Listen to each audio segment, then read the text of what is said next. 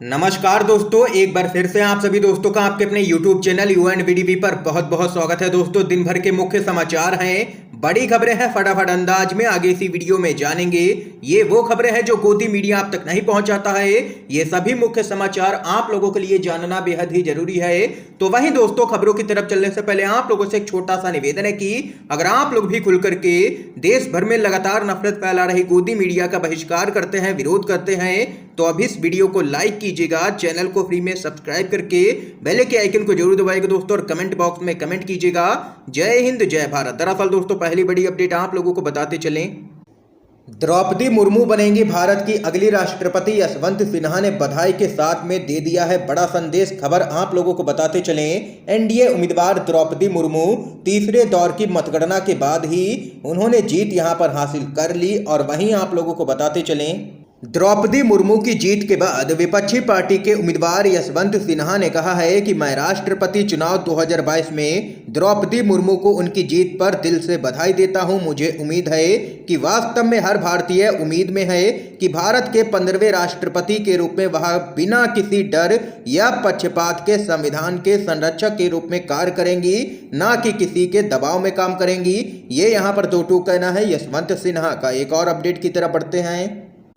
महंगाई के मुद्दे पर जवाब देने से आखिर क्यों भाग रही है केंद्र सरकार? संसद परिसर में कांग्रेस समेत विपक्षी नेताओं ने किया है जबरदस्त विरोध प्रदर्शन। खबर बताते चलें, मानसून सत्र में महंगाई के मुद्दे पर बवाल लगातार जारी है। बीते कई दिनों से सदन में महंगाई का मुद्दा छाया हुआ है। विपक्ष का आरोप है कि सरकार महंगाई समेत कई मुद्दों पर जवाब देने से भाग रही है, और वहीं आज एक बार फिर से संसद परिसर में महात्मा गांधी की प्रतिमा के सामने महंगाई के मुद्दे को लेकर के कांग्रेस के सांसदों समेत विपक्षी नेताओं ने विरोध प्रदर्शन किया है, और इस दौरान विपक्षी नेताओं ने मोदी सरकार के विरोध में नारे लगाए हैं। विपक्ष ने संसद के दोनों ही सदनों में महंगाई और बढ़ी हुई जीएसटी के खिलाफ जमकर के प्रदर्शन और नारेबाजी की है। विपक्ष के हंगामे के चलते सदन को स्थगित करना पड़ा है, और वहीं केंद्र सरकार महंगाई और जीएसटी बढ़ाने के मुद्दे पर चर्चा करने को तैयार नहीं है, जिस कारण यहाँ पर विपक्ष को हंगामा करना पड़ रहा है सदन के अंदर और सदन के बाहर भी। इस बीच एक और अपडेट की तरफ बढ़ते हैं।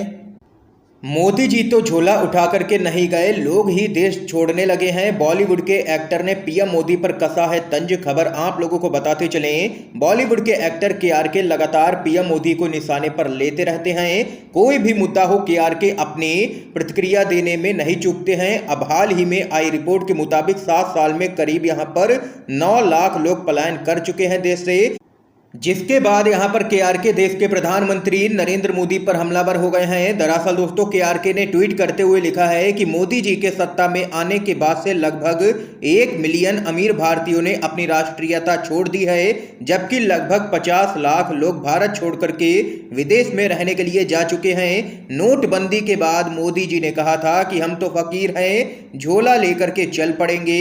अमीर भारतीयों ने कहा आप नहीं जाएंगे सर, लेकिन हम ही छोड़ देते हैं देश। ये यहाँ पर केआरके ने ट्वीट के जरिए घेरा है केंद्र सरकार को। अगली अपडेट की तरफ बढ़ते हैं।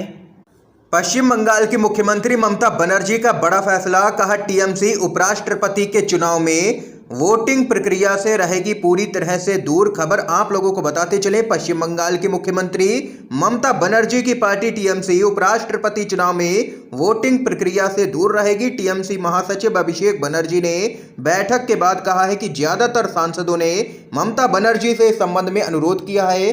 उन्होंने कहा है कि अंतिम समय में विरोधी दलों ने भी बिना परामर्श किए मार्गरेट अल्वा के नाम की घोषणा की है।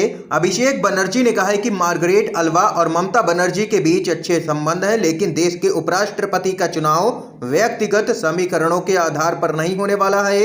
हमारे 85% सांसदों ने फैसला लिया है कि हमें मतदान से बचना चाहिए, इसलिए यहाँ पर टीएमसी उपराष्ट्रपति के चुनाव से दूरी बनाएगी। ये यहाँ पर कहना है टीएमसी के महासचिव अभिषेक बनर्जी का। अगली अपडेट की तरफ बढ़ते हैं। ज्ञानवापी मामला, सुप्रीम कोर्ट ने शिवलिंग की पूजा की मांग वाली याचिका कर दी है खारिज। अगली सुनवाई होगी अक्टूबर में। खबर बताते चले, सुप्रीम कोर्ट ने उत्तर प्रदेश के वाराणसी में काशी विश्वनाथ मंदिर से सटी ज्ञानवापी मस्जिद में पाए जाने वाले कथित शिवलिंग जैसी आकृति को लेकर के दायर याचिका पर सुनवाई की है। कोर्ट ने शिवलिंग जैसी आकृति की पूजा करने के अधिकार की मांग करने वाली याचिका पर पूरी तरह से विचार करने से इनकार कर दिया है और अब इस मामले की अगली सुनवाई अक्टूबर के पहले सप्ताह में होगी। आगे बताते चलें, ज्ञानवापी मस्जिद विवाद के मामले में सुप्रीम कोर्ट ने कहा है कि वह वाराणसी की जिला अदालत के फैसले का इंतजार करेगी। सुप्रीम कोर्ट में अंजुमन इंतजामिया मस्जिद कमेटी की ओर से याचिका दायर की गई थी, जिसमें हिंदू संगठनों के द्वारा दायर मुकदमे पर सवाल खड़े किए गए थे। ये यहाँ पर मामला देख सकते हैं, सुप्रीम कोर्ट से सामने निकल के आया है। सुप्रीम कोर्ट ने दो टूक कह दिया है कि जिला अदालत के फैसले का करना होगा सभी को अभी इंतजार। इस बीच एक और अपडेट की तरफ बढ़ते हैं। कोलकाता की महारैली में गरजी है मुख्यमंत्री ममता बनर्जी, कहा 2024 में भाजपा होगी देश से साफ। खबर आप लोगों को बताते चलें, 2 वर्ष के अंतराल के बाद कोलकाता के धर्मतल्ला में आयोजित शहीद दिवस रैली में तृणमूल कांग्रेस सुप्रीमो और पश्चिम बंगाल की मुख्यमंत्री ममता बनर्जी केंद्र की मोदी सरकार पर जमकर के बरसी हैं। ममता बनर्जी ने कहा है कि आज भले ही भाजपा हर जगह की सरकार गिराने में लगी है, लेकिन पश्चिम बंगाल में उसकी एक नहीं चलेगी, क्योंकि बंगाल में बंगाल टाइगर रहती है। भाजपा ने 2021 में बंगाल में हमें हराने की कोशिश की, लेकिन इसमें सफल नहीं हो सकी। इसके साथ ही सीएम ममता बनर्जी ने कहा है कि भाजपा के पास ईडी और सीबीआई है, लेकिन टीएमसी के पास लाखों कार्यकर्ता हैं, जनता का समर्थन है। आगामी 2024 लोकसभा चुनाव में भाजपा आज की बारिश की तरह ही साफ हो जाएगी। ममता बनर्जी ने 2024 लोकसभा चुनाव में लोगों से केंद्र से भाजपा को सत्ता से उखाड़ फेंकने का आह्वान किया है। इसके साथ ही उन्होंने कहा है कि हमारा अगला पड़ाव दिल्ली है। भाजपा के कार्यकाल में बेरोजगारी देश में बढ़ी है, जबकि बंगाल में रोजगार के अवसर बढ़े हैं। इतना ही नहीं, मुख्यमंत्री ममता बनर्जी ने अपने भाषण में मोदी सरकार पर बड़ा हमला किया है। उन्होंने कहा है कि भाजपा का दिमाग खराब हो गया है। मुरमुरे पर भी जीएसटी लगा दिया है, मिठाई लस्सी दही पर भी जीएसटी लगा दिया गया है। लोग क्या खाएंगे आखिर? मरीज के अस्पताल में भर्ती होने पर भी जीएसटी। ये बताएं कि मरने पर कितना जीएसटी लगेगा। ममता बनर्जी ने कहा है कि भाजपा के पास कोई बुद्धिजीवी नहीं है। पेट्रोल, डीजल और रसोई गैस की कीमतें पहले ही आसमान छू रही हैं और अब यहां पर महंगाई की एक और मार पड़ रही है जनता पर। यह कहना है ममता बनर्जी का और घेरा है जबरदस्त तरीके से मोदी सरकार को। अगली अपडेट की तरफ बढ़ते हैं। शिवसेना को उम्मीद है कि द्रौपदी मुर्मू संवैधानिक मूल्यों को बनाए रखेंगी, संजय राउत का बड़ा बयान। खबर बताते चलें, शिवसेना के नेता संजय राउत ने द्रौपदी मुर्मू को भारत की राष्ट्रपति निर्वाचित होने पर बधाई दी है और इसके साथ ही कहा है कि उनकी पार्टी उनसे संवैधानिक मूल्यों को बनाए रखने की उम्मीद करती है। पार्टी के मुख्य प्रवक्ता संजय राउत ने कहा है कि हम उनकी जीत का स्वागत करते हैं और खुशी है कि एक आदिवासी महिला शीर्ष पद के लिए निर्वाचित हुई है। हमने उनकी उम्मीदवारी का समर्थन किया। हम उनसे संवैधानिक मूल्यों को बनाए रखने और उनकी रक्षा करने की उम्मीद करते हैं। ये यहाँ पर शिवसेना के नेता संजय राउत की तरफ से बड़ा बयान आया है। इस समय की दोस्तों आज की सभी बड़ी खबरें थी, मुख्य समाचार थे जो हमने आप लोगों तक पहुंचाए हैं UNVDB के माध्यम से।